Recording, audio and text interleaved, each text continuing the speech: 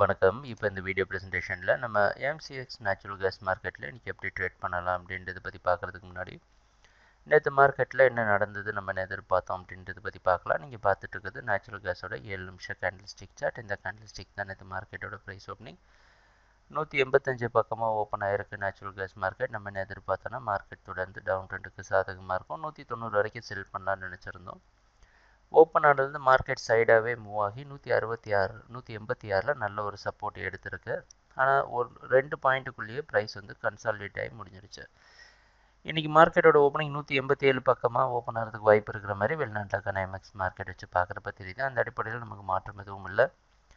அதே 190 ரெசிஸ்டன்ஸாக வச்சு 191 ஸ்டாப் லாஸாக வச்சு மார்க்கெட் டவுன் ட்ரெண்டுக்கு சாதகமாக இருக்கும்னு எதிர்பார்க்குற அடுத்த டார்கெட் 182. ட்ரேடிங் நடக்கிறப்ப பார்ப்போம் என்னென்ன மாற்றங்கள் வருதுன்னு. எங்கள் வீடியோ ப்ரெசன்டேஷனை தொடர்ந்து பார்த்துட்டு இருந்ததுக்கு மிக்க நன்றி, மகிழ்ச்சி, வணக்கம்.